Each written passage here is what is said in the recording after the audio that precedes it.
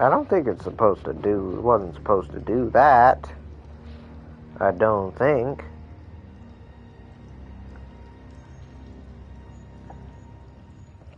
You kidding me?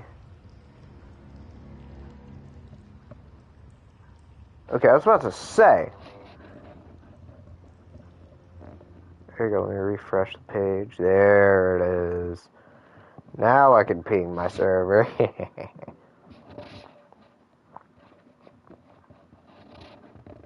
Not everybody, obviously.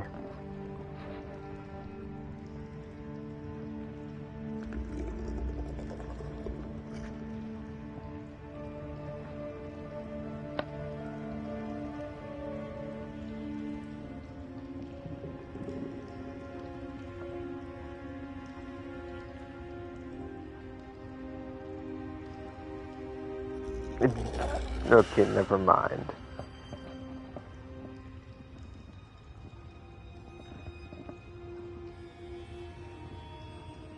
Not review. There you go.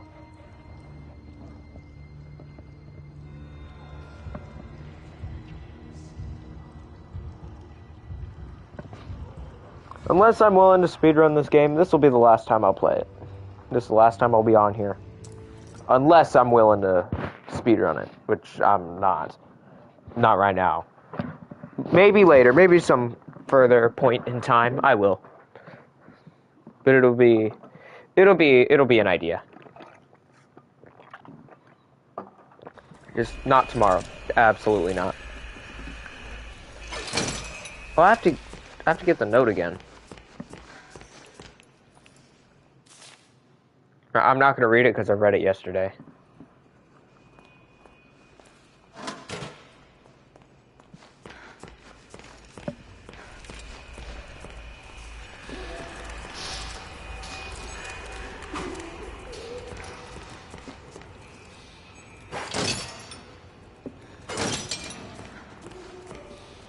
Is there anything else here?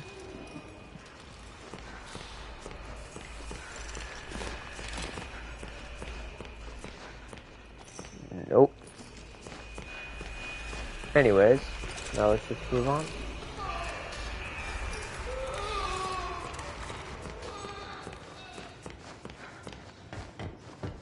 The demon's evil continues to spread. This world has become a shadow.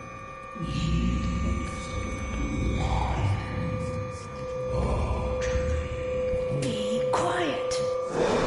What did you say? Nothing. It was nothing. Almost there. Just a quick stop. Won't take but a moment.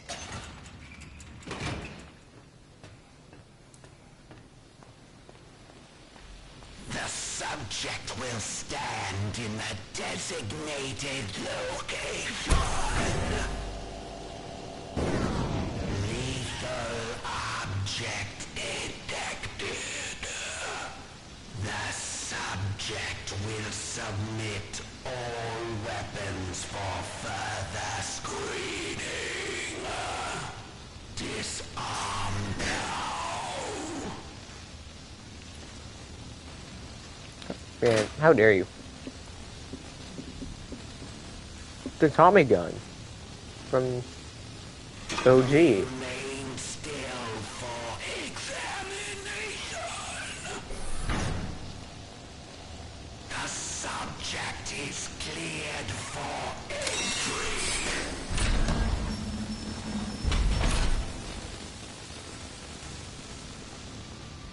Welcome to the civilized world. How do you like my signal towers? They nullify the Ink Demon's powers so he cannot pass them. I wish I could say I invented them, but it seems our friends at the Gent Corporation had a demon problem of their own long ago.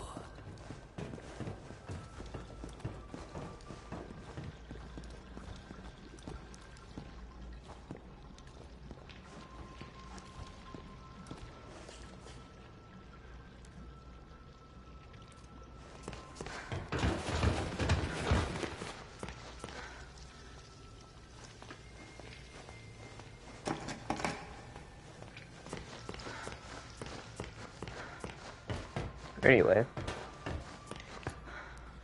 And now, my dear, if you'll excuse me, I have a lot to prepare.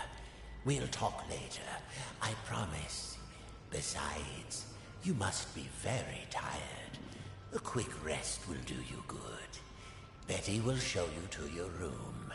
She's my housekeeper, among other things. You never actually killed the ink demon, did you? No, he's too powerful to destroy. So we sealed him away, trapped him in a different form. One that was smaller, harmless. Bendy. It was a fitting prison, although he seems to have found a way to free himself. But enough talk. We'll deal with that soon enough. There's some nice fresh blankets all laid out for you. You'll be dreaming in no time. Wait, Wilson? One more thing. If you needed my help, why didn't you just ask? Would you have believed me? Come along, and no more dawdling. This way now.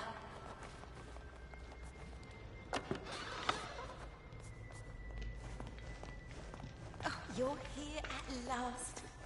It's so exciting, finally having you with us. Now, to give you some bearings, we're currently standing in the south wing. Wilson's laboratory is downstairs, and then there's the north wing.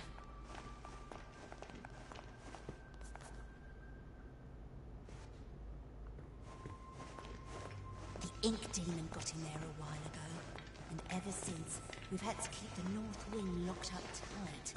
I'm afraid it's fallen into ruins by now. All those juicy, lovely books gone to waste. Only keepers go there these days, and they'll tear you apart limb from limb if Wilson isn't with you. So, mind your distance, and you'll be just fine.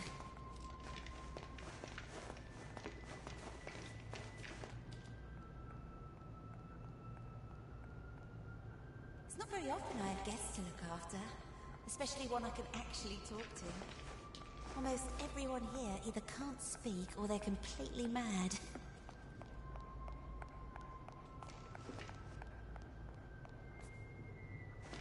All right, here we are. Best room in the house. You should see where I sleep. Ugh. But this room, oh, just perfect. I saw to every detail. Bed is clean. The bathroom is on the left. Sorry about the stains. I did try my best to get them out.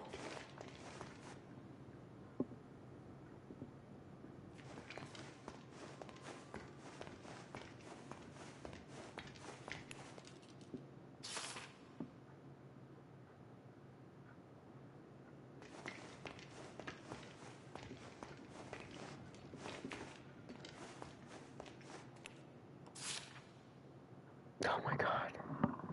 This is not Doki Doki Literature Club. Why?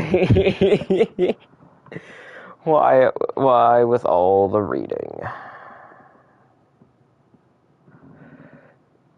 Again, this is not Doki Doki Literature Club.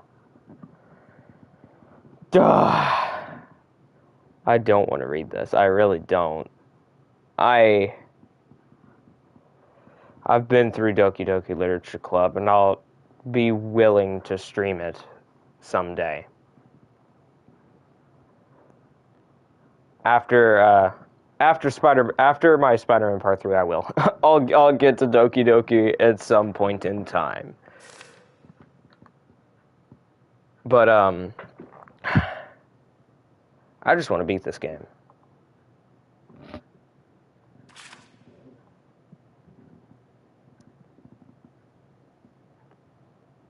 I will, okay, fine. Wait. There's a lot of pages. Jeez. Wait. How many pages are there? So that's 1, 2, 3, 4, 5, 6, 7, 8, 9. There's 9 pages. Jesus.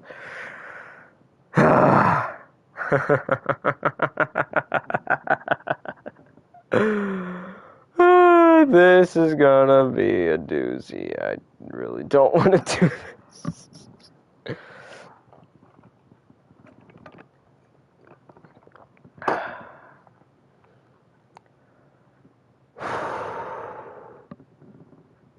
How long do I have left? I would say about an hour and a half. I'll be fine, right? I better get a glass of water real quick before I begin with this.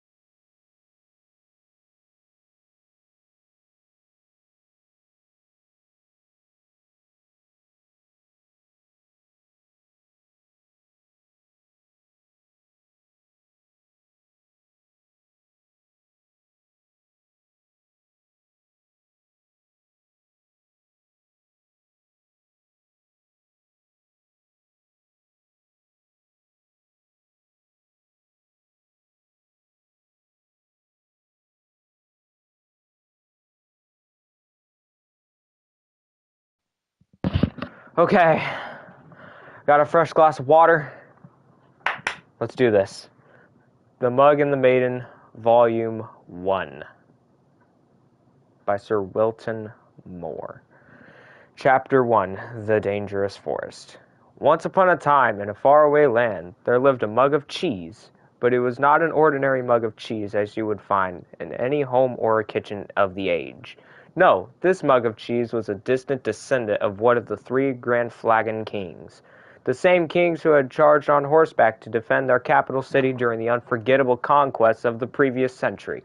To those of which Flagon kings he hailed from, the mug was unsure, but still there was honor and courage in his heart. His family line heralded of deeds long past that had forever changed the course of Stoop history. Did he have a name? Of course. All mugs of cheese have names. This is common knowledge, just as every fruit bat is really named Stanley. This mug of cheese was named Richter the Cracked. What a name, I can hear you say. Cracked indeed. This mug of cheese bears no damage that I can see. Fall silent, you small-minded bass, for those in lies or intriguing story. Let's begin at the beginning. Okay. It was a hot winter day in the forest, one of those days where everything is dull brown. The lake was still, the birds had shut up, and the trees were but sticks in the overcast sky, save for a lone pine that skimmed the clouds above like a painter's brush. It was on this day that Mr. Darblemouse was in a hurry. He had just been named as Vermin of the Year by the society brethren that lived under the old church, and it was customary for the honoree to bring fine port, wine, cheese to the ceremony. There were only hours to locate some of the precious cuisine. Fortunately, Mr. Darblemouse knew exactly where to find it, the dark cellar below the governor's castle. But unfortunately, as he approached the loose plank of wood in the old wall, he failed to realize that the heavy rains that had come during the night had passed moisture into the plank, making it far heavier than usual, my bad. Thus, when he pushed the plank with all his might, it lifted just enough to push his body only halfway through. But his strength just couldn't contend with the weight of the plank, and his arms failed. The plank snapped back down, crushing him flat. Great, I'm already spilling water. Okay. This is going to take a while. After all, this story is not about Mr. Darblemouse, or had you forgotten the mug of cheese already? I could see how you might connect the two. Mr. Darblemouse was, after all, looking for cheese, and we were talking about a mug of cheese just before. Sadly, I must inform you that there is no relation between Richter the Cracked and the rodent who is now nothing more but smooshed guts inside the wall. Except that there is. It was the death of Mr. Darblemouse that started all the trouble.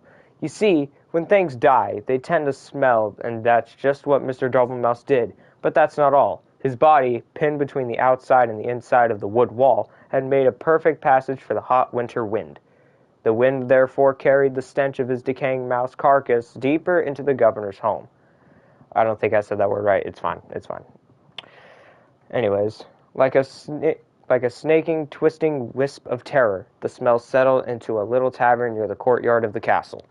Here, soldiers would spend many long hours when there is no bloodlust to soothe with battle. Strong ales and red meat filled the menu. Wait, my bad. Let me restart that sentence. Strong ales and red meats filled the menu from back to the front of this rustic, medieval, greasy spoon. Jeez, I already need a drink. I'm not even halfway through page 2. I already need it. Okay, anyway.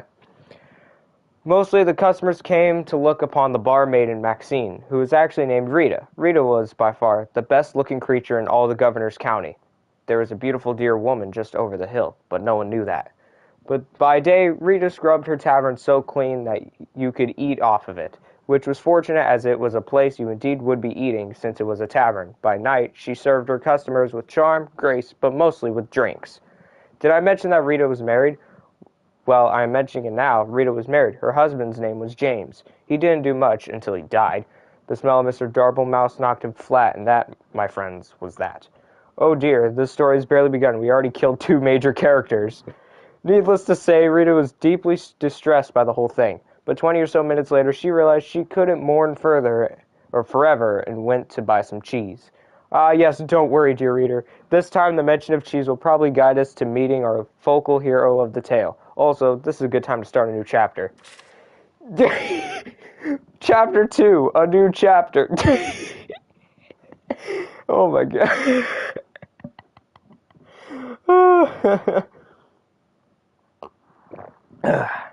Anyways, Rita entered the cheese shop with her guns blazing. I am speaking metaphorically, of course, by which I mean she entered the cheese shop quite determined to buy some cheese. This was because just the night before, as her husband James was taking note of a weird smell in the room, she had invented a delicious new concoction, a cheddar cider. It was sure to be a hit with her patrons. After all, the governor's county only had 2 exports, cheese and grapes, and she couldn't possibly make a drink from a grape. But back to the cheese shop scene. Rita had knocked on the counter loudly with her fist, causing the nearby cat to do absolutely nothing, as cats do. From behind the wall, she heard a stir as someone was crashing through piles of cheese to make their way toward her. Emerging gloriously from torn yellow curtains, an old man came into view. He was giant in stature, with a long gray beard. Bobbing along and stuck within his beard were all manner of cheese crumbs and wedges, wrapped tightly within his hairs. But yet, he held even more cheeses on ropes pulled across his chest with loops of provolone linked like sausages over one shoulder. His eyes were big, and his ears were still. A smile of kindness erupted from his face as he locked eyes with Rita. My, the Kurds are kind to me this hour. Hello and welcome, he bellowed. Rita bowed low and promptly began to cry. The shop owner looked at her, perplexed. What did I say wrong? The barmaiden sniffed and snooted and finally answered, Forgive me, for my husband has just died and I'm out of Swiss. I am going to pause now in the story to ask myself why Mr. Darblemouse went to the cellar in the governor's house for cheese if there was a cheese shop nearby. I think it's best that we overlook this glaring problem in the plot, don't you? Now back to the story at hand. Rita purchased a large amount of cheese from the shop owner. She bought cheese wheels and cheese melts and cheese slices. She bought cheese whistles and cheese bread. She bought cheese paper and cheese sandwiches. She bought so much cheese, in fact, that she had lost track of all she had obtained, and just dumped all the frummage into a large burlap sack for the return journey to the tavern. Whew. Alright, another drink. I'm already halfway through this cup of water.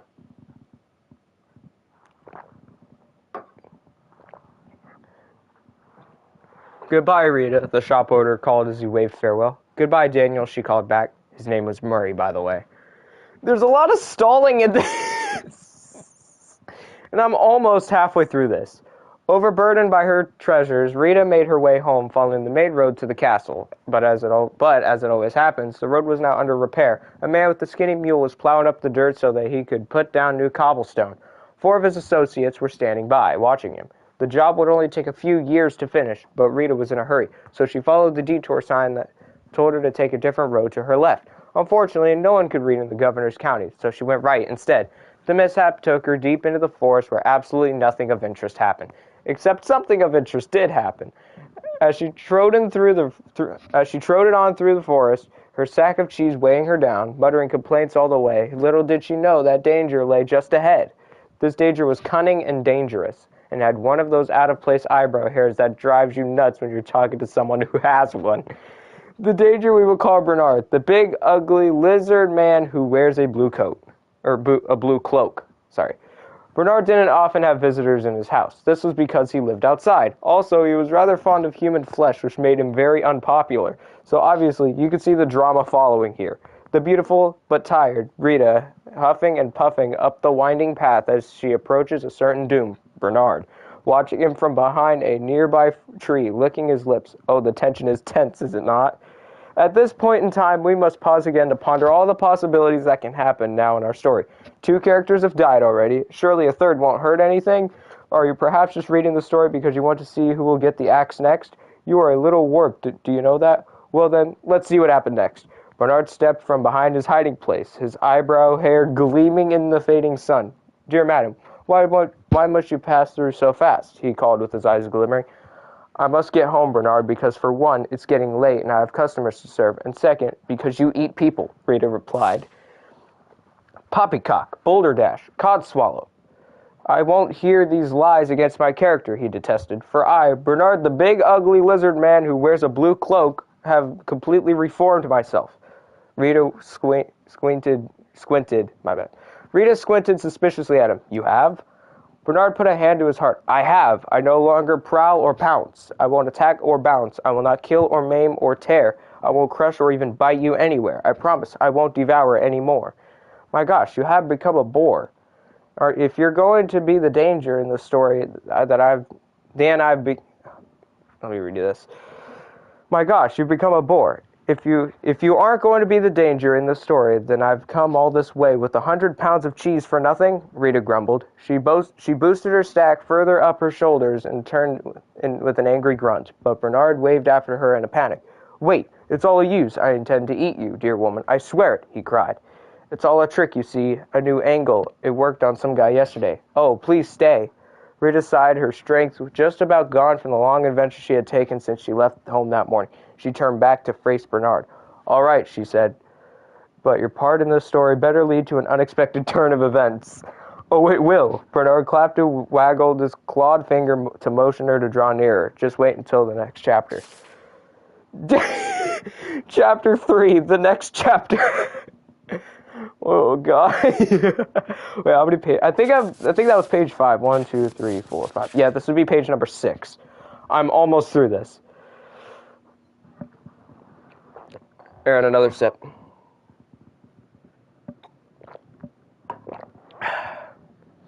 Chapter 3, the next chapter.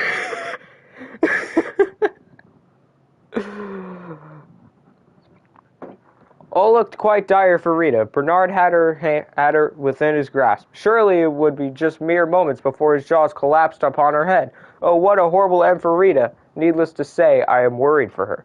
But as luck would have it, miles and miles away, 20 years earlier, something amazing happened. 2 mugs of cheese, a Gouda and a mozzarella welcomed their first son into the world. I don't think I need to tell you his name. It was Dave. No one liked Dave. After that, the second son came forth, Richter the Cracked, just called Richter at that time. Richter spent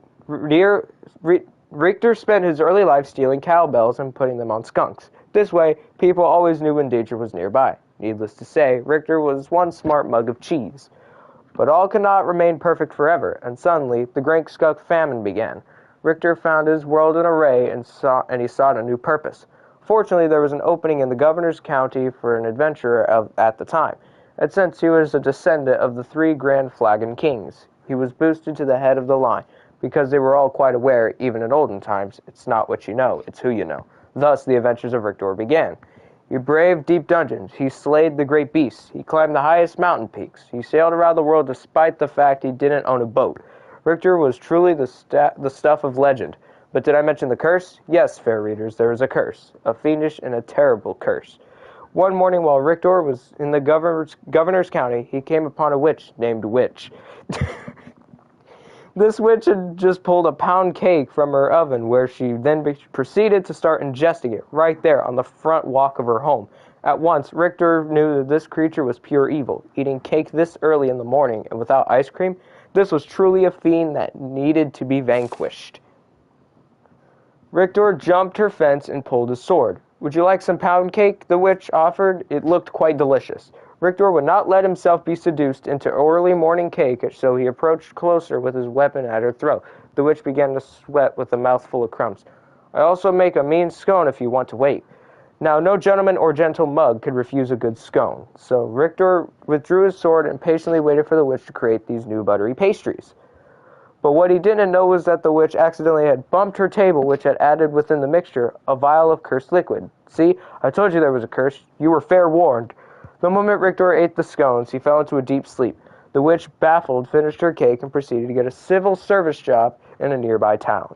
As the years rolled by, all that remained of the witch's house was carried off by elves, and her garden became overgrown. There left only Richter asleep in the forest with no end to his dreaming in sight. But the story thankfully does not end here. Alright, I might have to refill the water. I don't need to. But I shouldn't. I'm not playing Doki Doki Literature Club, so I shouldn't need to. For as luck would have it, a giant man covered in cheese, with big eyes and big ears, wandered past the sleeping mug. In case you've forgotten, this was the cheese shop owner Murray, sometimes called Bill. Unable to resist cheese of any kind, even a mug of the stuff, Murray took Richter to his shop and set him on a shelf. Here, Richter sat for many years until this very fateful day. You see, in Rita's haste to gather up all the cheese she had purchased, she had swept a few things that did not belong to her into the sack as well. These items included the cat on the counter, a personalized pen, Murray's cash box, I think she'll be hearing about this one eventually, and last but not least, Richter himself, still deeply asleep. So now that our two stories have come together, let's discuss what happened to Rita and Richter in the climax chapter. Chapter 4, the climax chapter. I'm going to try and save this water until the end. It was the same hot winter day in the forest that Mrs. Darblemouse was finally starting to get concerned. Just down the road, Rita was being drawn toward an almost certainly bloody and horrific end to her life. Bernard was just moments from taking her within his lizard jaws, and mere hours from trimming his eyebrows. Rita stood her ground. She was no damsel in distress, but simply a person who was pretty darn tired at this point. She pulled the burlap sack of cheese from her body and swung it hard with every last bit of strength she had left in her. An ear-shattering crack broke through the silent trees, and the bag made contact with Bernard's shocked face. His teeth flew in all directions, falling like pebbles to the ground. His eyeballs dislodged and rolled into a nearby stream. His jawbone turned completely around and planted itself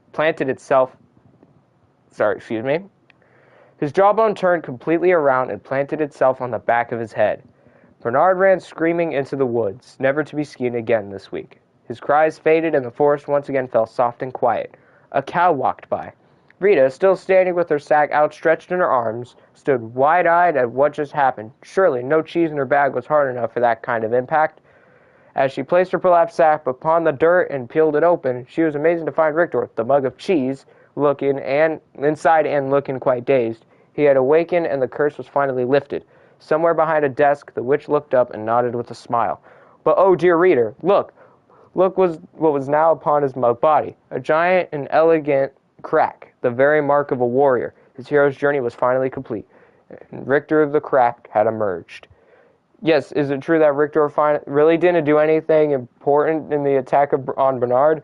Just by Richter being where he was at the perfect time, he had saved Rita. The fates were with them.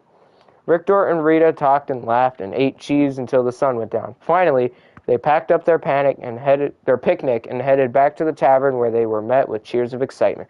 This is mostly because the guys had found out that Rita was now single. The final page.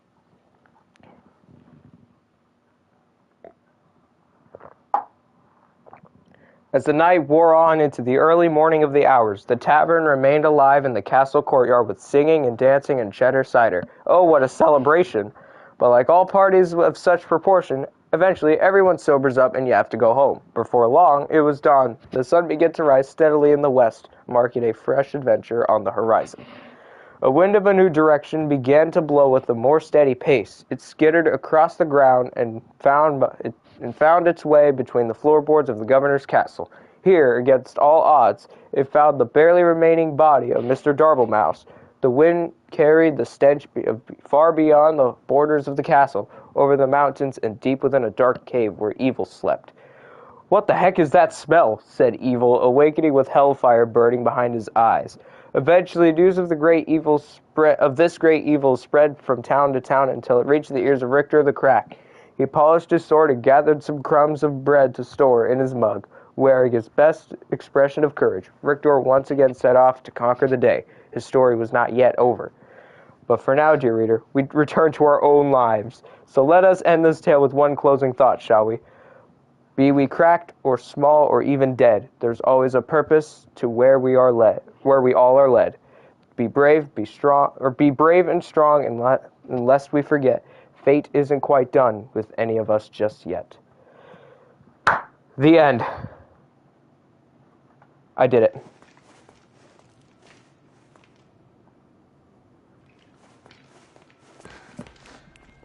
Did you have any questions? Is it Yeah. almost night here? It's always dark, if that's what you mean. For as long as I can remember. Are you very old? No. As far as I understand it, I'm something quite new. Although, I didn't turn out the way I was supposed to. One in a long line of failed experiments. Did I really have to read that whole thing? Wilson I mean, will I keep did anyway. trying. So, And it do you took about trust 15 to Wilson? 20 minutes. So, This is the realm of the ink demon. The shadow hangs over us all. I don't trust anyone. But Wilson takes care of me, keeps me safe. He once said I remind him of something he called his mother. Tell me, is that a good thing, where you two are from? I'm not sure. I don't think I ever had one. Well, no matter. Now, I was told to make sure you get some sleep once you got here. So get nice and comfy and relax. I left something on the table that might just help you nod off. It's my own recipe. Works very fast. Just follow the instructions. Carefully. Thanks, Betty. Of course. If you need anything else, I'll come straight away. I'm always up.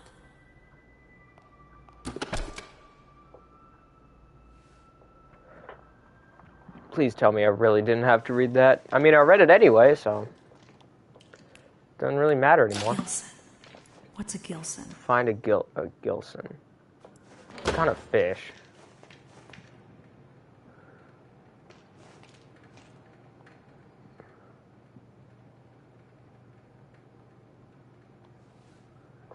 You just sit.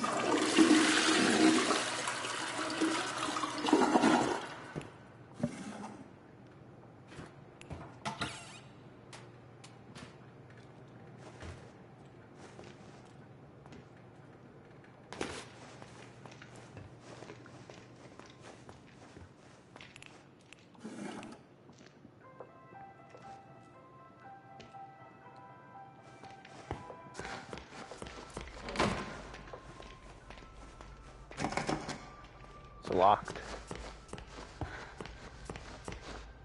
Oh, tape. The machine speaks to me, revealing its many possibilities. What I can accomplish using its power. Chapter 7. Spatial Displacement of Unknown Elements. Let us imagine a long wire stretching between 2 points in known time. We will call this length of time the euphonic base. From here we can dispel all needs of societal normalcy. Normalcy. I don't know how to pronounce that. I'll be corrected. I know. Maybe. And all typically understood junctions of the world we know as the present. Once the euphonic base is achieved, it creates a shared understanding that there must be space around the wire that is not the wire itself. This space, a Cromley vacuum, could be in itself a host of many wires running in as many directions as we can perceive. Using a vessel of flow, a flux break, we can escape from our wire to another wire. This allows us to not just reveal these alternate timescapes, but command them with the larger understanding of their existence. Further still, in theory, we can bring elements of one world into another, displacing matter into a new state, regardless of the current host wire's rules. The reality and function of the elements becomes a new euphonic base. Well, that didn't tell me anything. Any measure.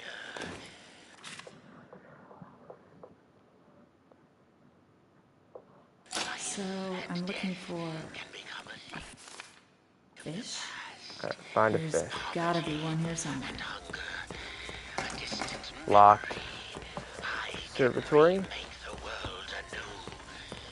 But does Locked. such a gift There's door. for now? Maybe if I was closer. Now that's a fish. Ah, he's too fast.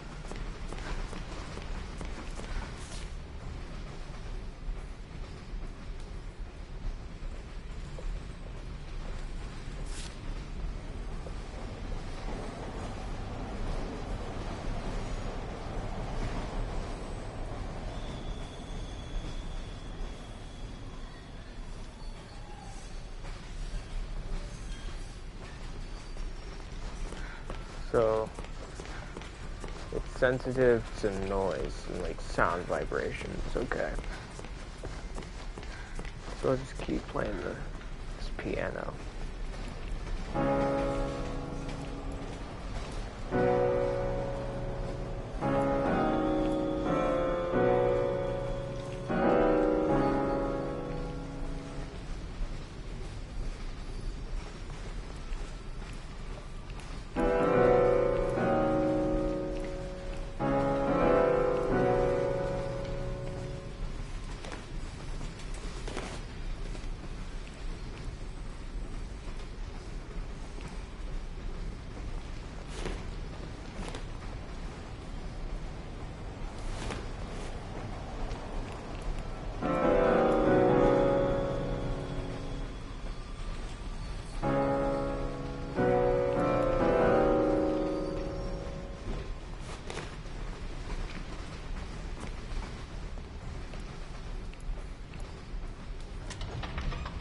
Okay, I can move the piano.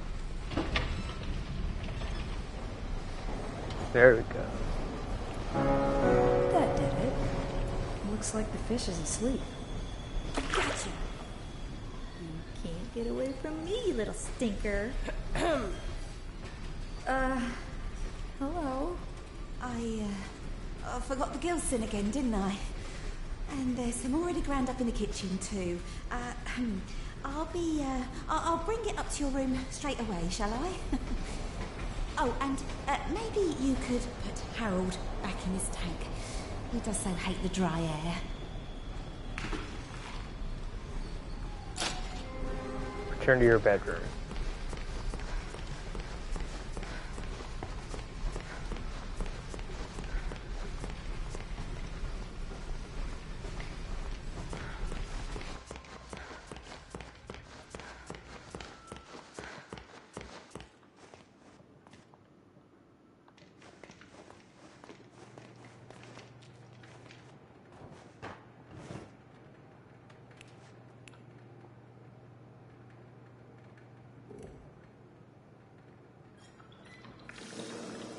Now, just 3 sips of water. 1.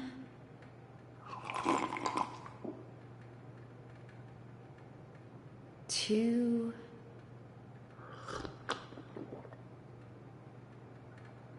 3.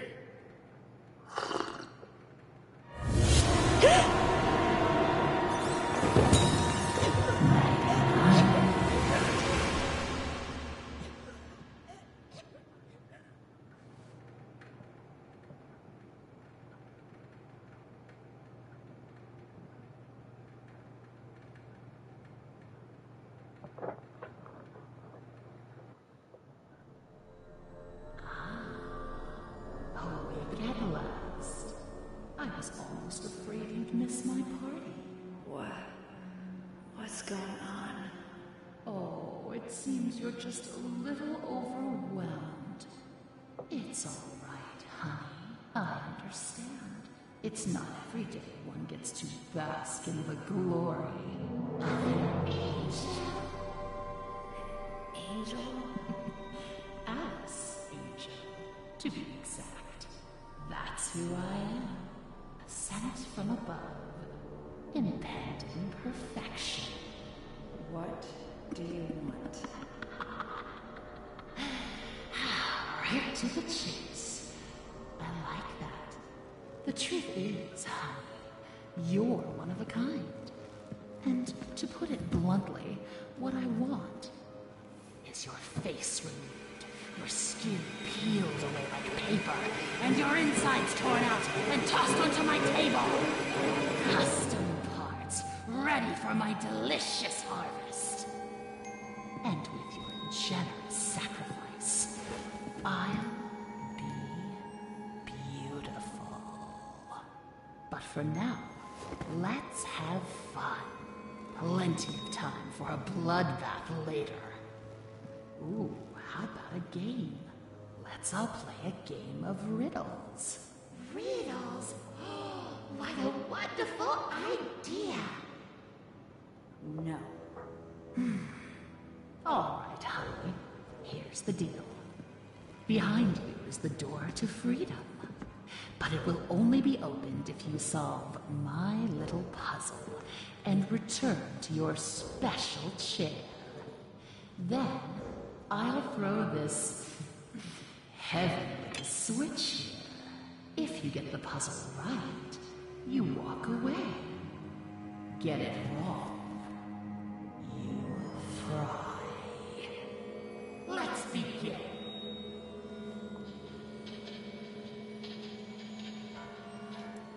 The fox thinks the rabbit smells of elderberry. I couldn't see them sitting together. The bird won't have anything to do with the rabbit, but I hear he likes to court danger by sitting next to the fox. The fox has always hated the bear. They never sit next to each other. My friend the bear always sits next to the bird. After all, they went to school together. The rabbit never sits with the bird, but he loves the playful company of the bear. The pompous fox? Well, he wouldn't be caught dead if we left. Far too pedestrian.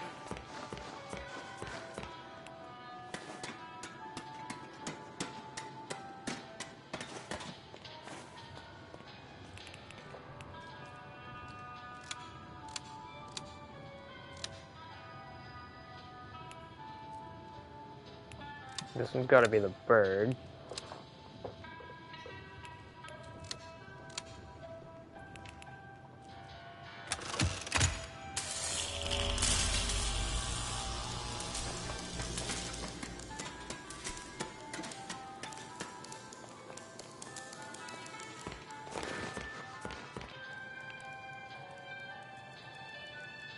Hold on tight, honey.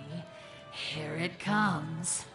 3, 2, 1.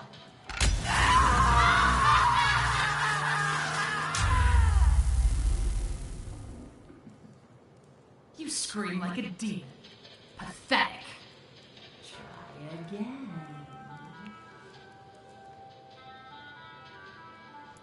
The fox thinks the rabbit smells of elderberry. I couldn't see them sitting together.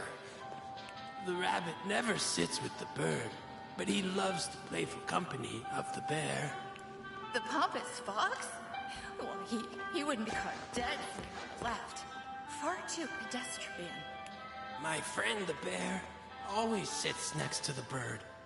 After all, they went to school together. The fox has always hated the bear. They never sit next to each other. The bird won't have anything to do with the rabbit, but I hear he likes to court danger.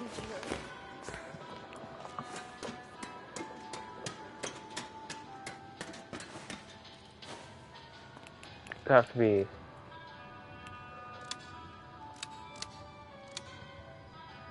Wait, no, this would be bear.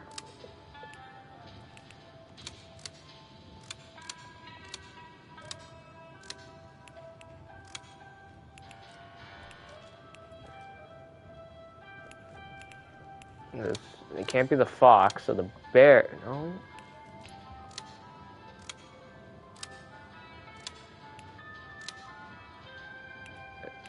There.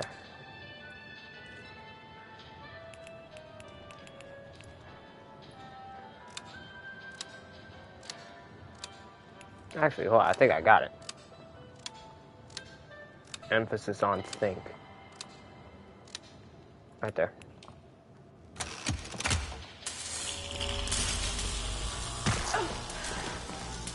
Well, I actually took fall damage. Hold on tight, honey. Here it comes. 3, 2, 1.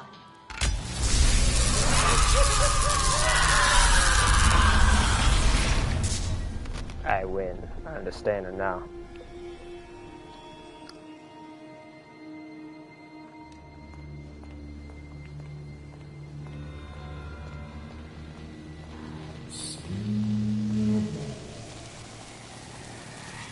Fully charged gem pipe required.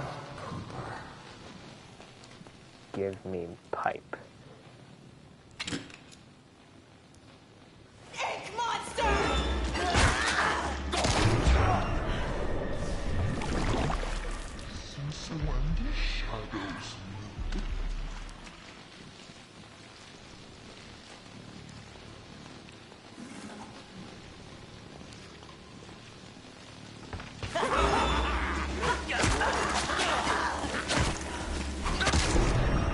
this is gonna do nothing for a while. Leave me alone. He said the ink demon was dead, but I saw him. I did.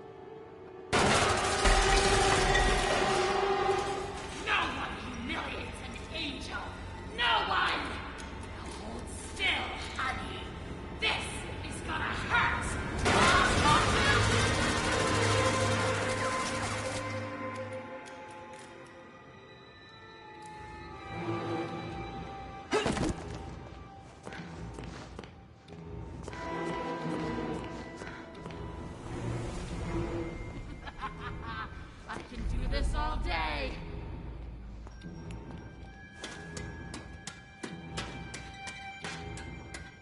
Where did you go? Ah, there you are. I don't wanna go. Would I die? No, I would. Okay. Come out wherever you. Lovely eyes in a jar.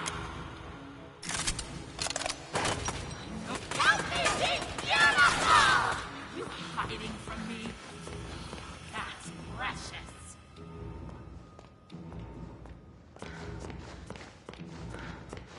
Stop hiding! Start dying!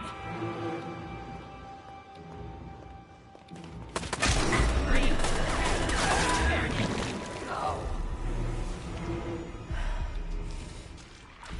Gotcha!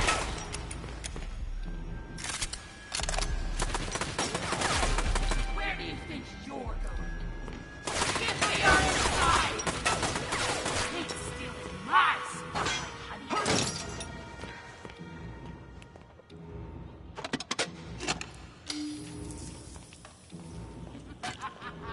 I can do this all day.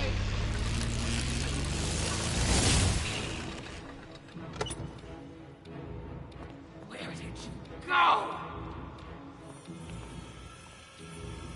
To hide. Hidey hole. I don't wanna go! Die!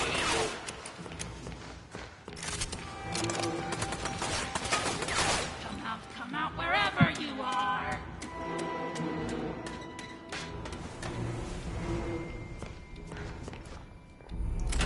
Are you hiding from me? I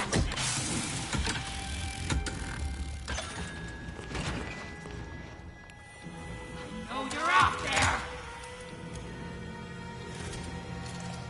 Just be beautiful! Help me be beautiful!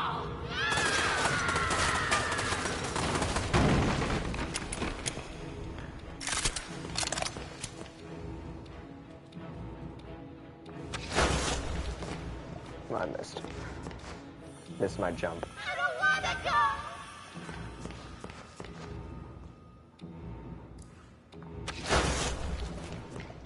Oh, there's something up there that's blocking me. Go! Lovely eyes in it, stop hiding! Start dying! That's it! Where did you go?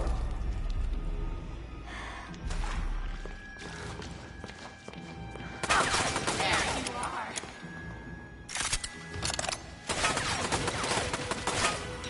Come out wherever! Gotcha! Give me your insides!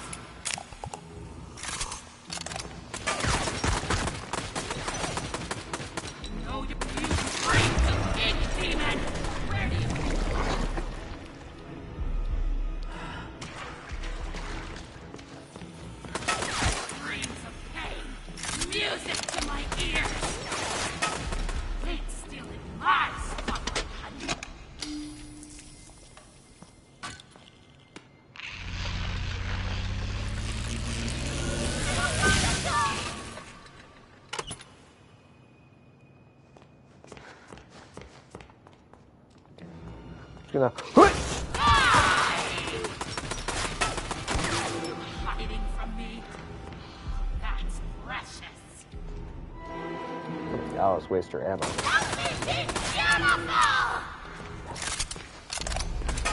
Stop hiding. Lovely eyes and a go.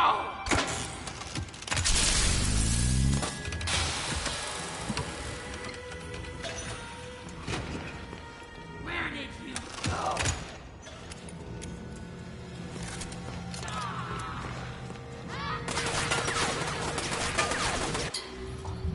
Okay, I have a lot of slugs.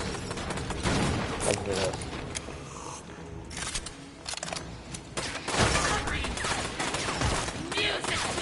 Banish Alice Angel. Let's do this.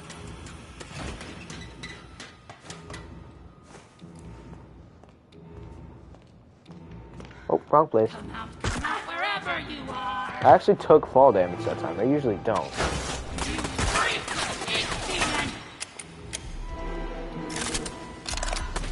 Oh, you're out there.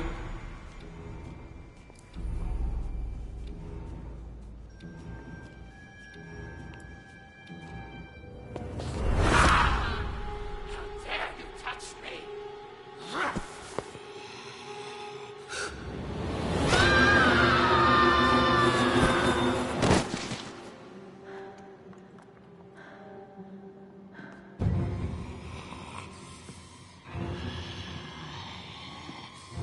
Final curtain, baby.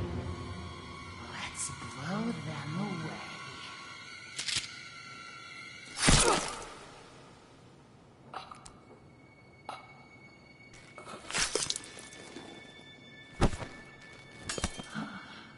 My face. You have my face. It's our face.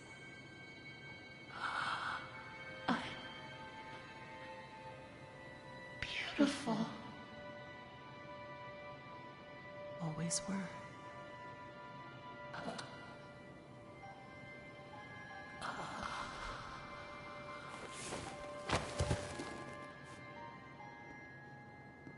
Why does this feel so familiar?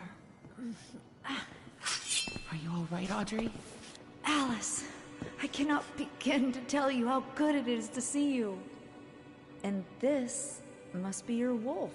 Audrey, meet Tom. He's my protector. My friend. You both got here just in time. Now I understand why you don't like being called Alice.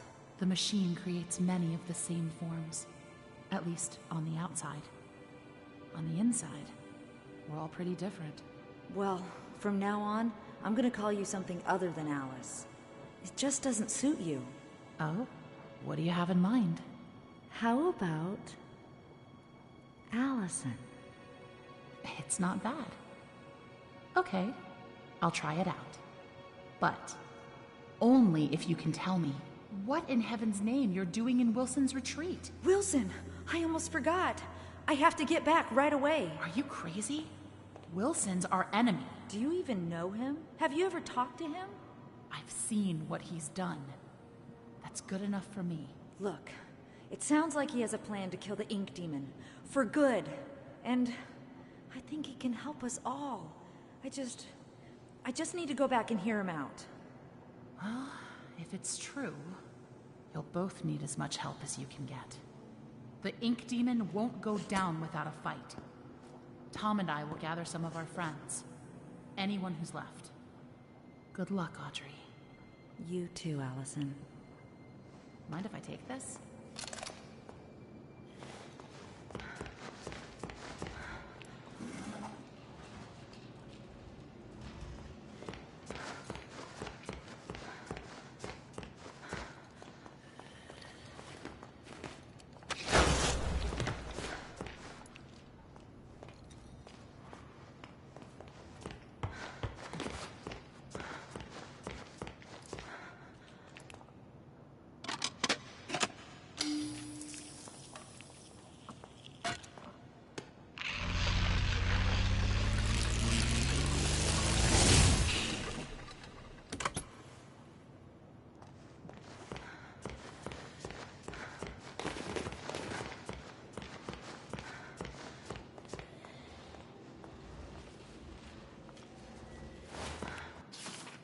Beautiful people run this world. If you can't have brains or talent, you may just sneak through the gates. But with a pretty face, every door opens. The crowds bow to you.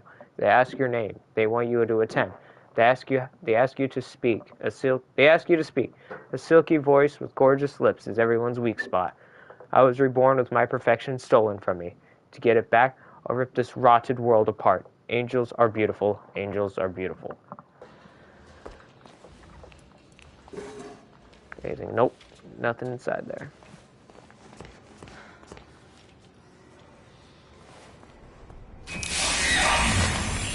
Prince of Peace.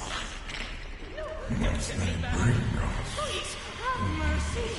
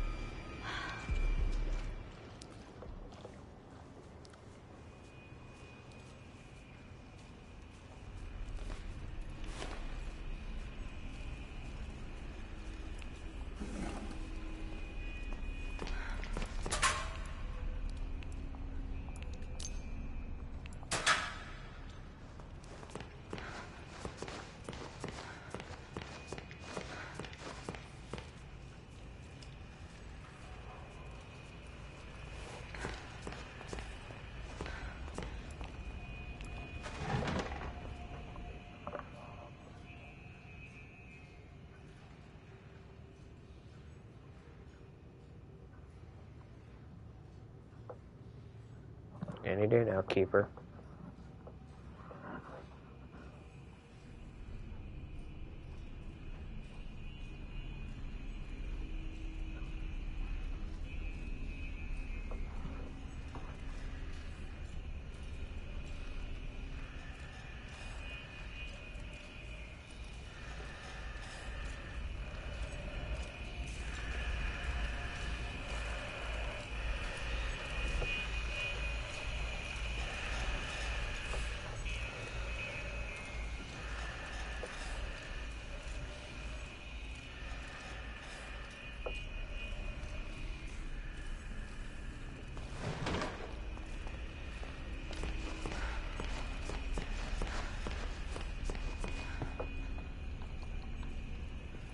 Oh, it's already charged.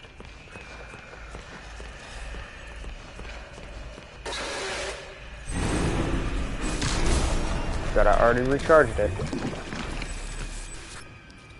So I don't even need to be there.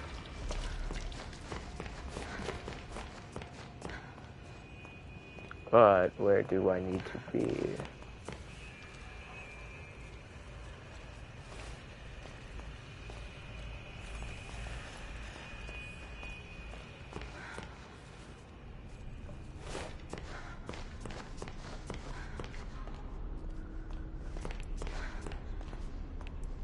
Oh, okay.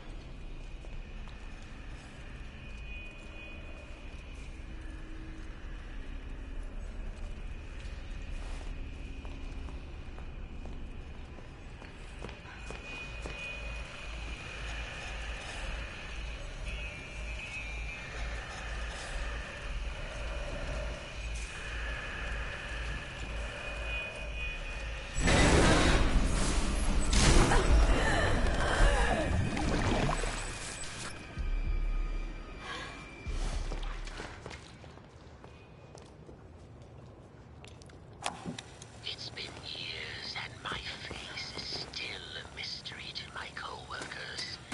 They don't know me. They avoid me as if I carried some infectious disease. At first, this was an insult, but now it is a gift.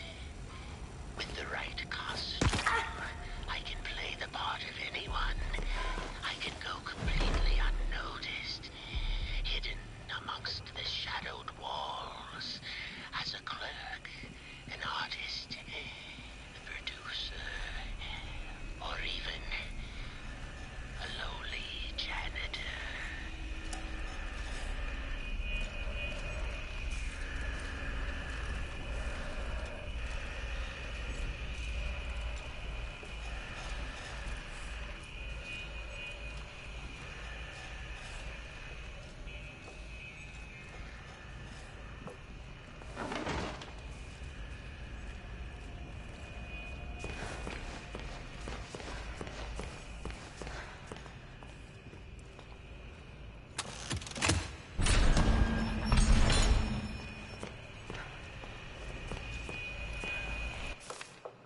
Dear Alice, I don't know if you will read these notes, but I'll keep leaving them for you. I hope someday you'll understand my words and the madness will fade from your mind. I don't know. Anyway.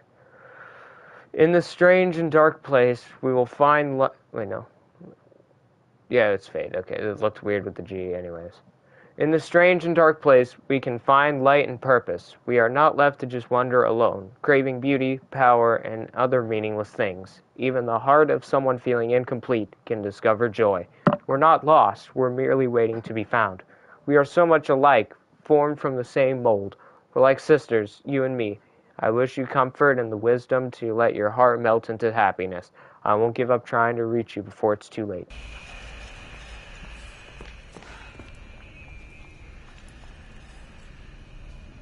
This music box could make a good distraction if I can fix it.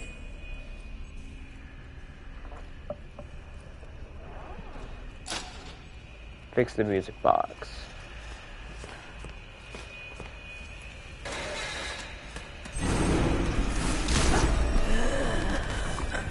I'm at the top of that ladder too. I respawn here now? Oh my god.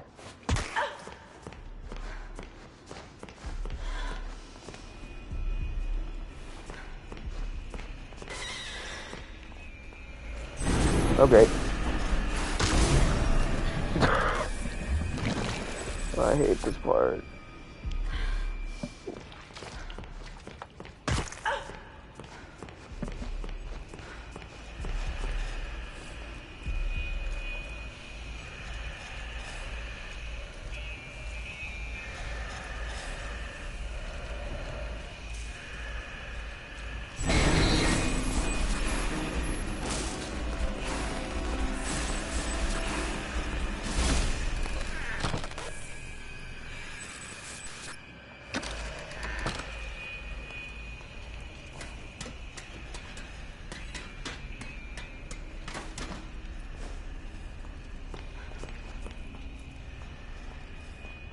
Great, keeper just went in there.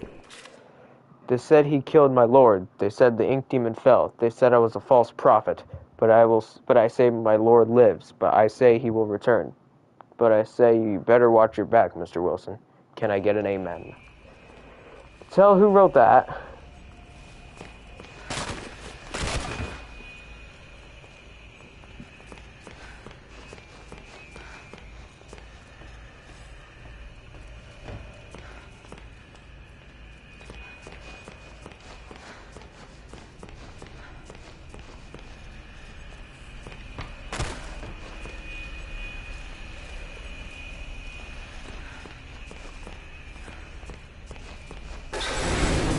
Great, I'm dead.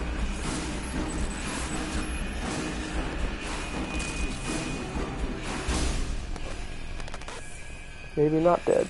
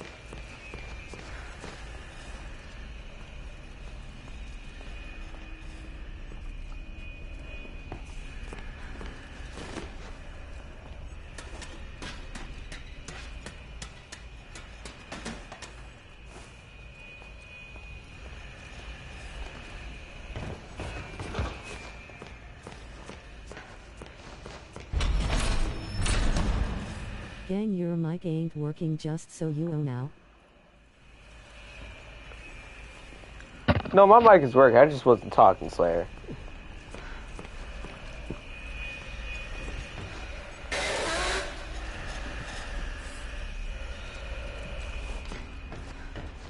Bro really thinks he's gonna spot me.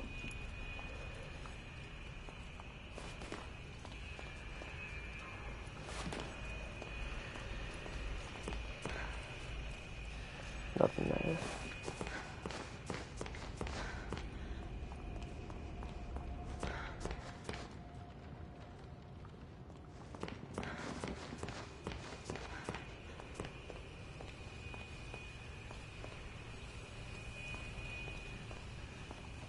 Keep it back there.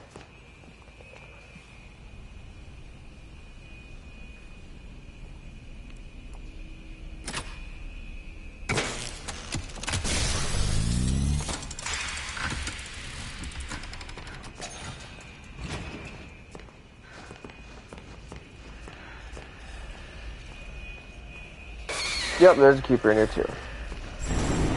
Of course there is.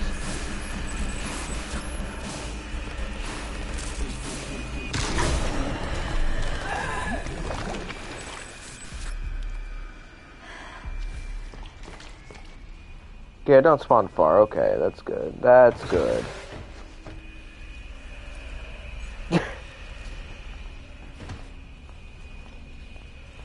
Anything here? No.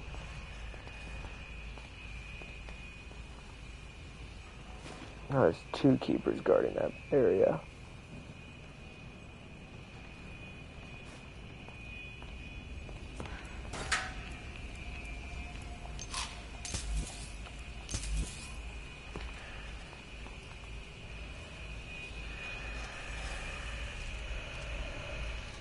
Which way are you gonna go, keeper?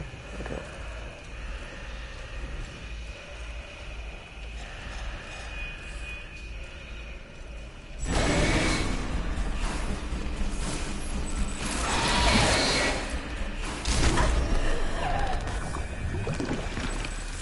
That did nothing. Gang, your mic ain't working, just so you know now. Bro. Crazy. But you know what else is crazy? Luau ow wow wow wow tapper fought out out day. Texas speech goes crazy.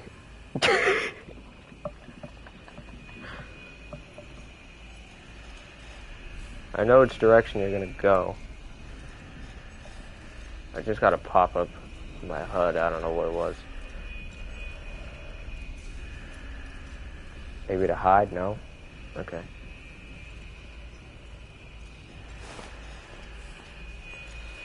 Oh, there's a keeper too.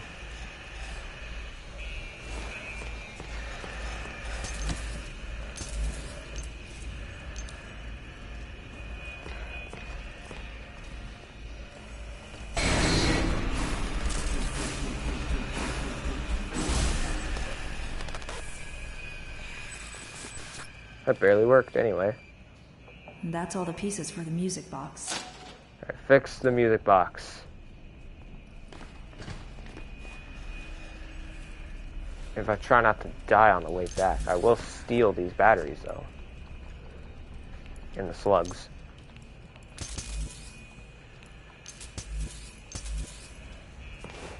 Just gotta try not to die on the way back.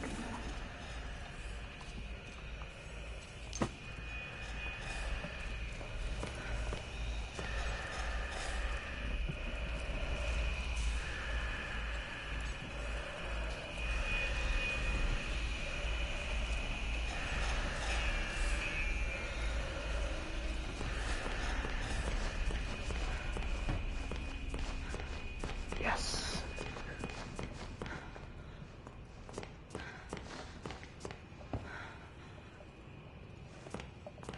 Bro, what is that spaghetti looking thing? Spaghetti looking thing. That's the keepers, I guess. I haven't paid a lot of attention to Bendy's, like, after, like, Dark Revival came out.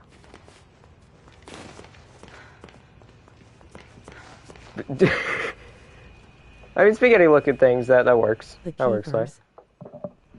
No, not from Shadows of Evil. The O3 reference. No! It's not!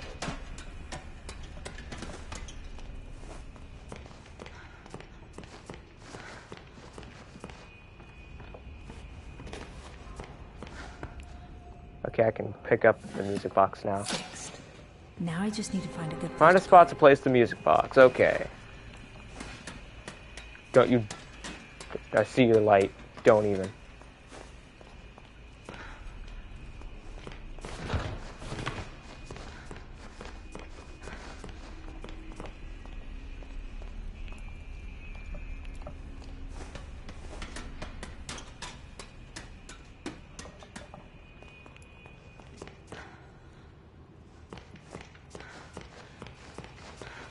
Okay. Here goes nothing.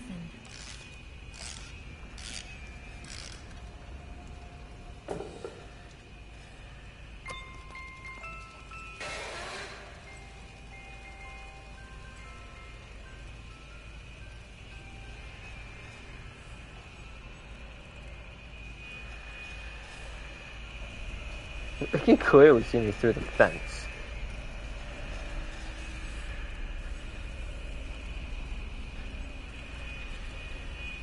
Fully charged gem pipe required.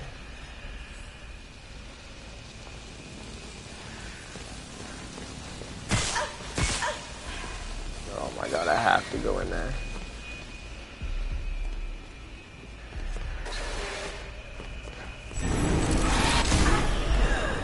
Great, I have to go charge the pipe.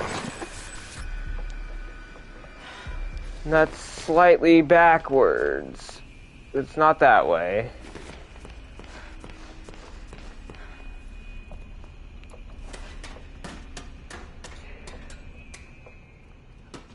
Bro left. Anyways.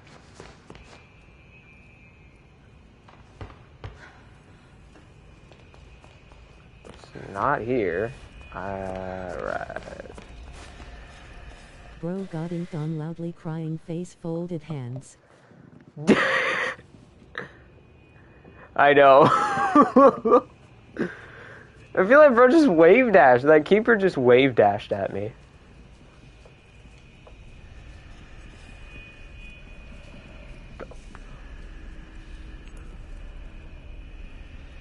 You see me, yet you're not doing anything. Does that mean I could just go charge my pipe? Okay. Thank you. Thank you. Bro just doesn't care about me. That's crazy. I can just do what I want. He's fine. You fine. You cool. You cool. Let's start climbing up this ladder. He's trying to kill me. Nope.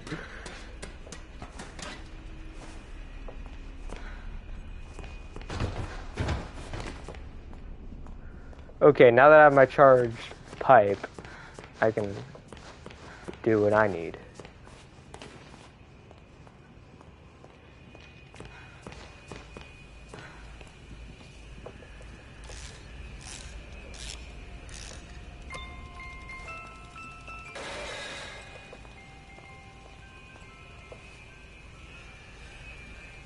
These keepers move so slow.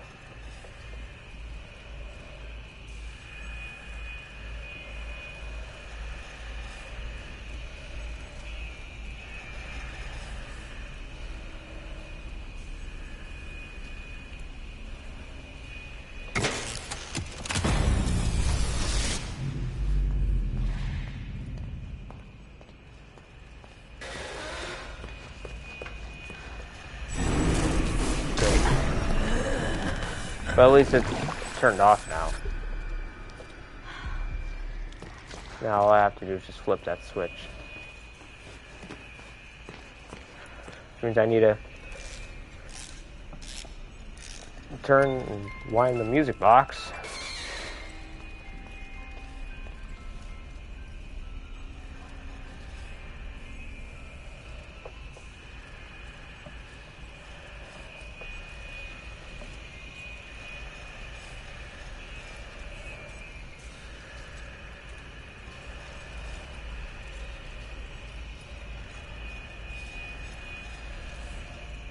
Stay there. Stay there.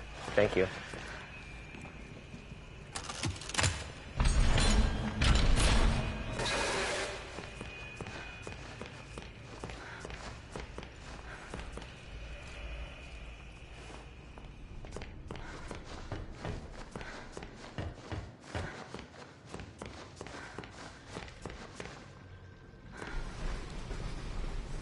There you are, thank goodness.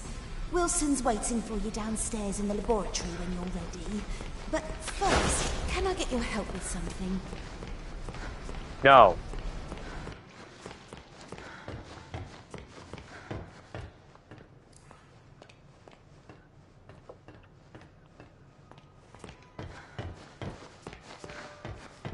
The dental care for these characters, bro.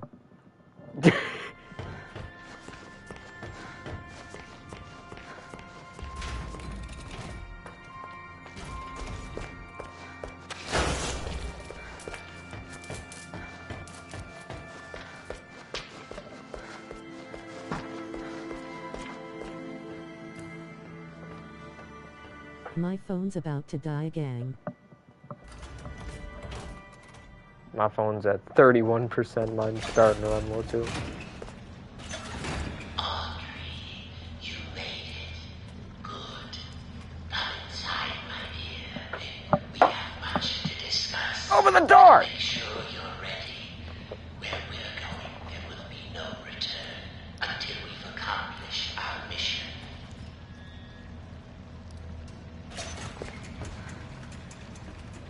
Thank you for coming all this way.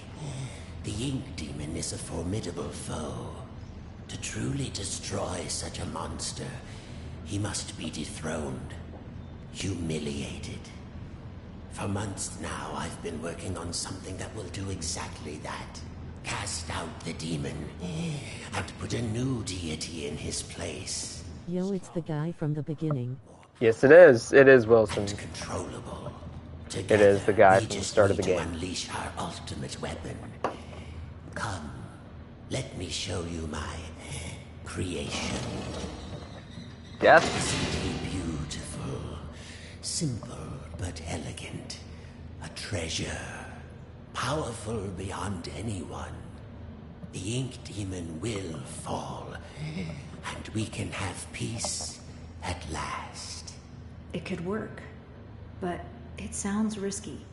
How will we control him? We don't want to repeat Joey's mistake. No, we don't. All of the factors must be perfect. The right design, the right science, and the right soul. At last, It's just a painting, bro, acting like he made the Sentinel artifact. with your soul inside him, my creation will live forever. Stay away from me. You're insane. Come now, Audrey. Part of you knew this was your path. Leave yourself behind and ascend. I thought you said we needed to save your father. I thought you had a plan to send me home, to make everything right. I lied. My father is beyond hope. Perhaps you know him. Nathan Arch, owner of Archgate, industrial genius, business tycoon. For years I've lived in his reaching shadow. He always had time for the grand creatives of the world, the doers, as he called them. He knew only the best, the biggest thinkers. How could his lowly son ever hope to compete with that? But now, thanks to you, I can. No need to struggle. My signal prevents you from using those devilish powers of yours. And more importantly, keeps the Ink Demon from getting in. It's time to die, Audrey, and live again as a god.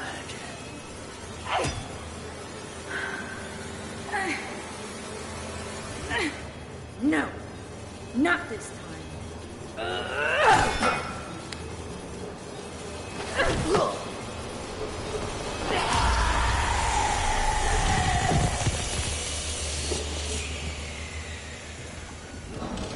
Thank you. Come again.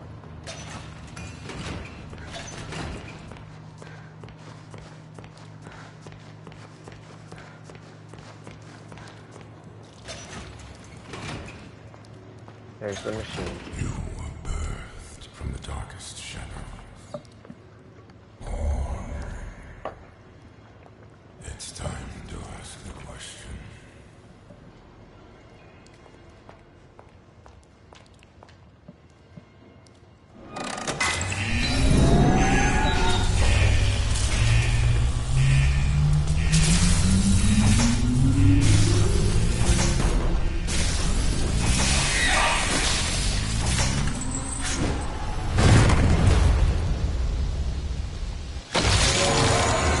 Hello there.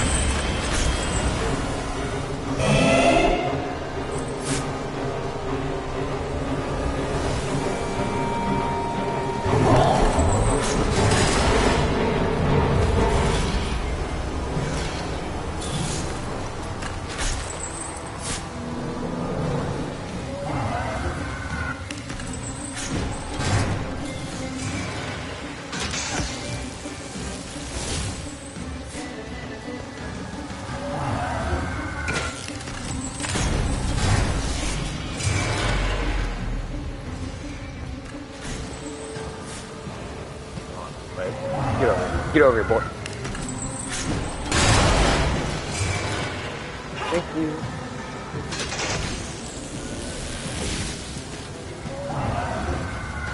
A big ink monster acting as the final boss, just like the original.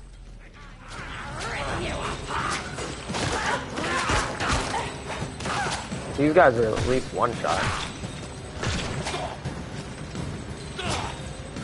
That's one per person.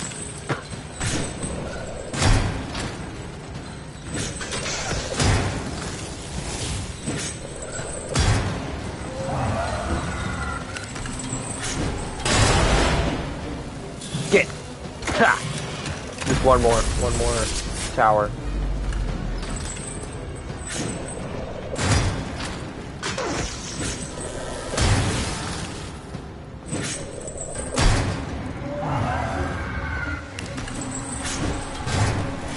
You missed.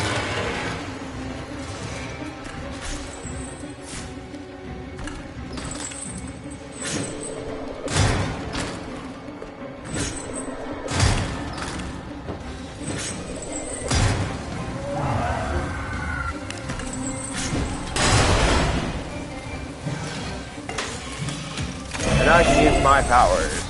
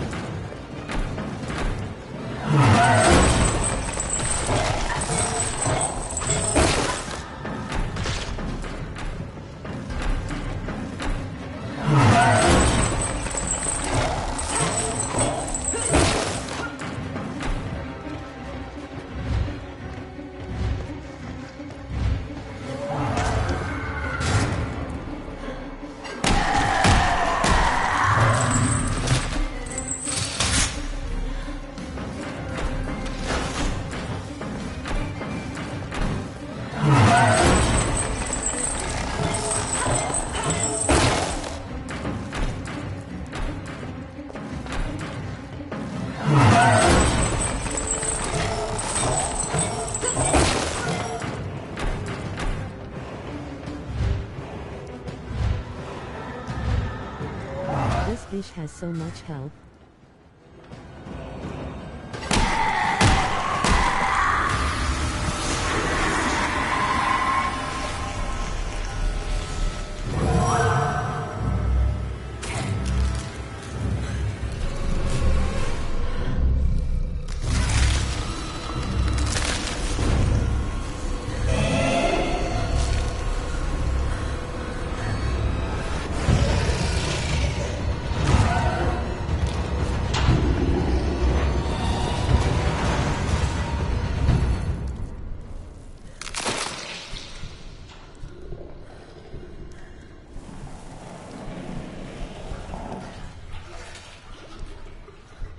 So, now that I have no legs...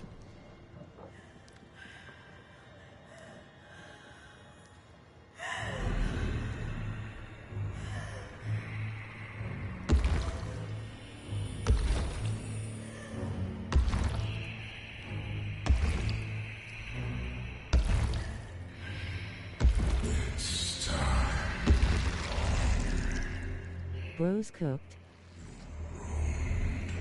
Is broken. Join the dark and give in to your suffering. You have nothing. You're without purpose. Your very existence was a terrible lie. You're a mistake.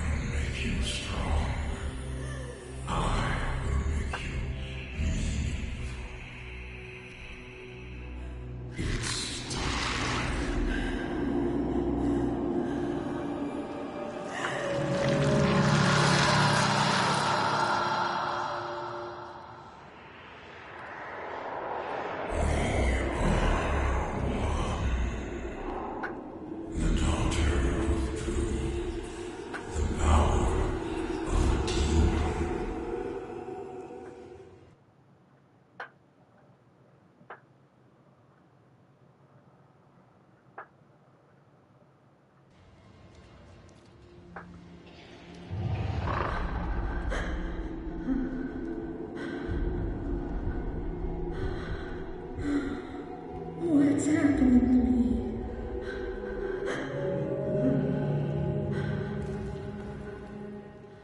There's always a choice. I know you're in there. Deep behind that evil face. Inside somewhere is my little girl. My Audrey. My greatest creation. I'm scared. I don't know what's happening. The past doesn't define you, nor the present. In the end, all those years ago, Joey Drew finally succeeded. He created life. But Audrey, you're so much more than that. You were his family, his daughter, my daughter. And I love you so very much. Be quiet and rich. Remember who you are, Audrey. Remember. Your words are waste. The failure of Joey Drew dies here. I know you're in there. You don't have to be this anymore. It's never too late. Just a pencil and a dream isn't enough. You have to have heart.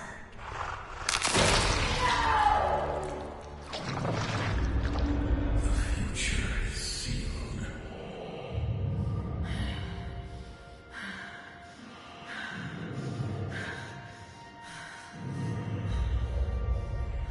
What do you think you're doing? I'm starting over.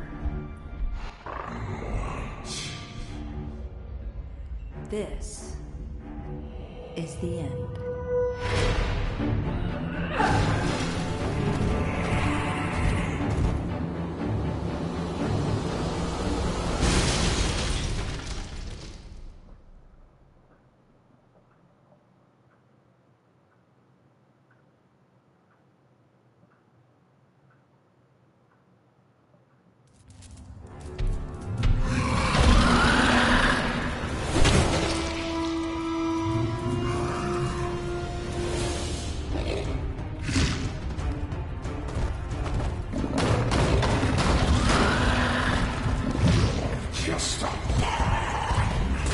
Watch this.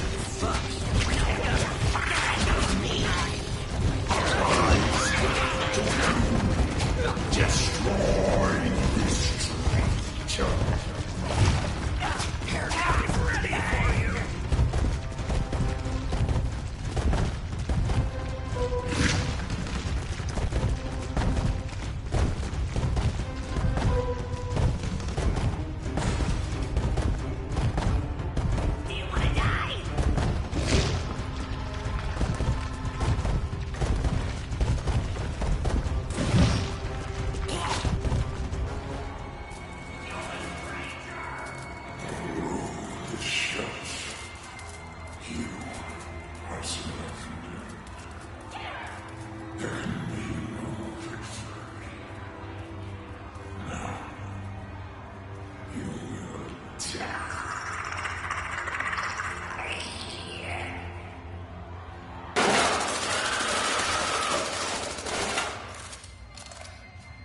Allison! Audrey, is that you in there? Come on, keep moving. We'll get you through. Tom, make us some trouble.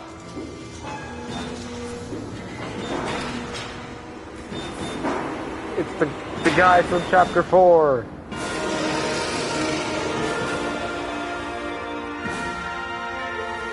Audrey, run!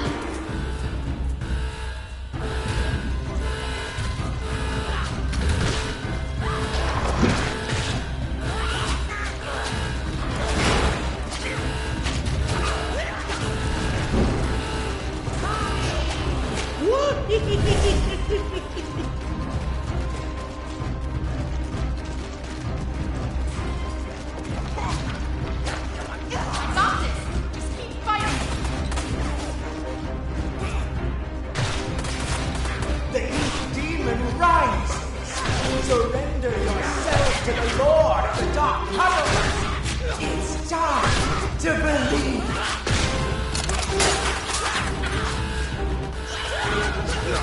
I can't even run them over.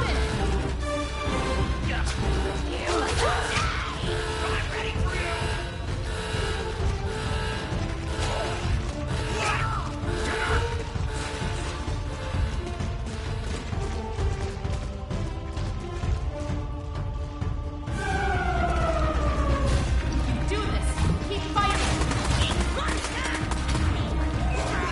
I got like a whole army to kill. Keep going! Be all right. Good luck, Audrey.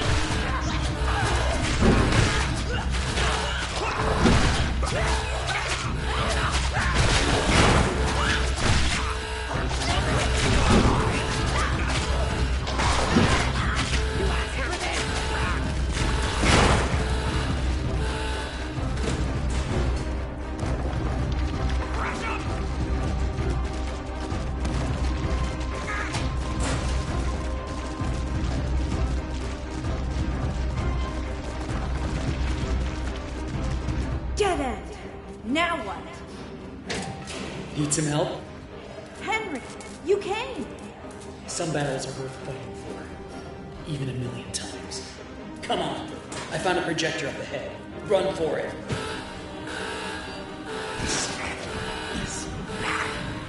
and the cycle will continue. Well then, we'll just have to do better next time.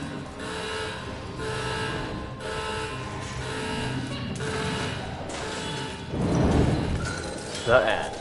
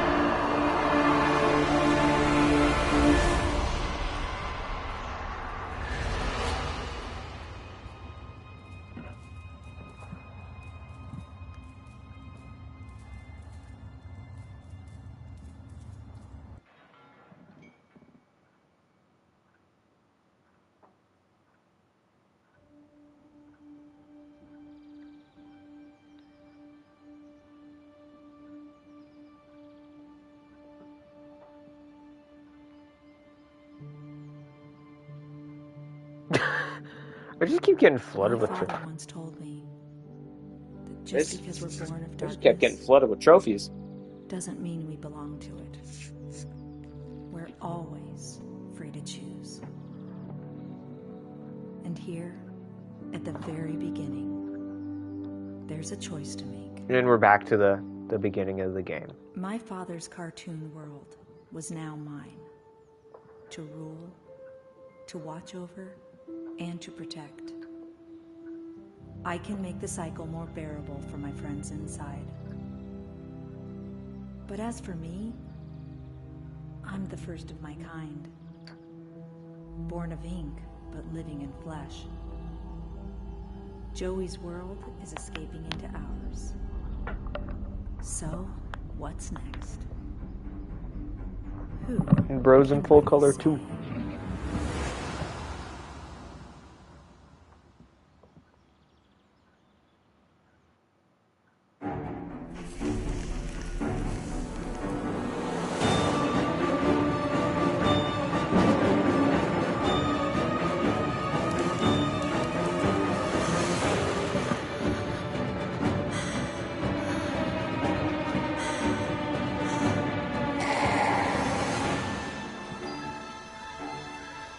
Well, if I look at Steam, Benny the Cage, it says coming out this year, but it said that was in 2024. It said it was going to come out in 2024, and it never did.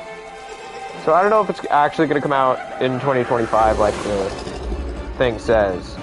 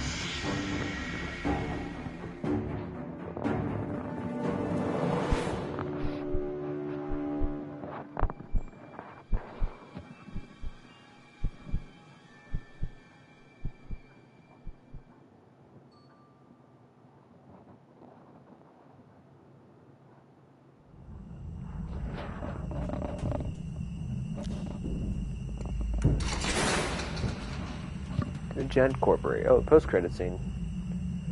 Closing up Gent.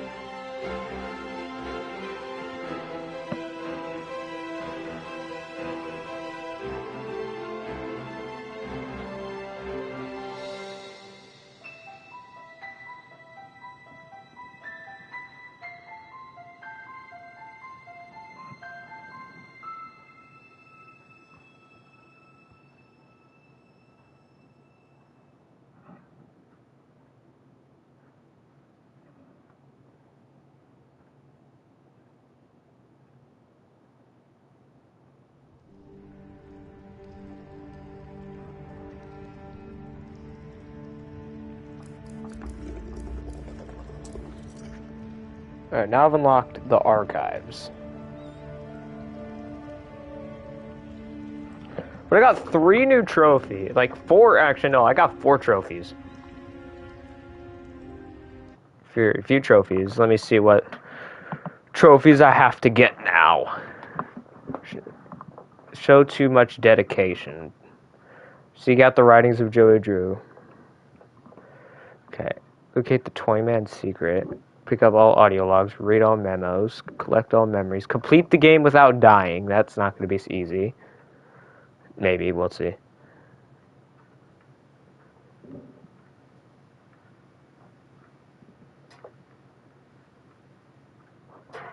Very random occurrence.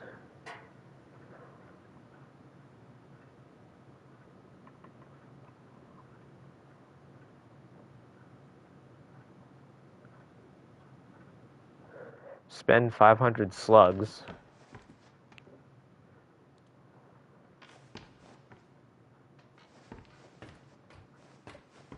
Here's...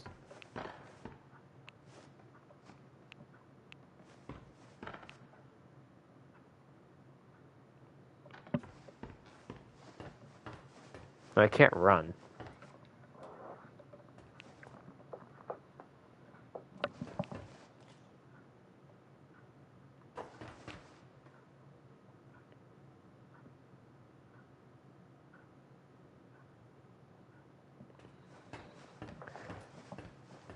Here's the machine.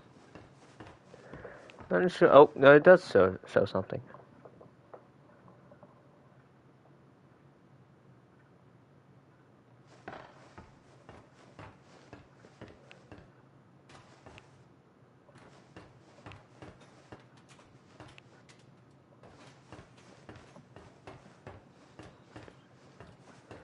Here's all the enemies, keepers, and the butcher gang.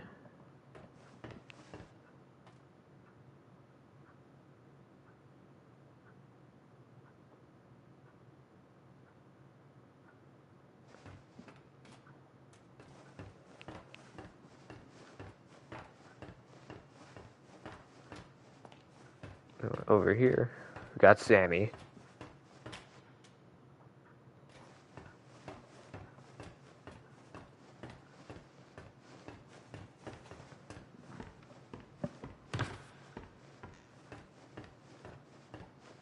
At least this feels a lot more straightforward for archives other than OG.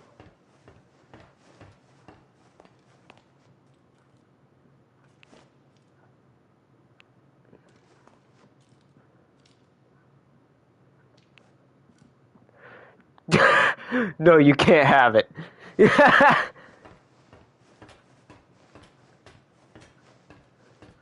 Bro's just pointing at the exit.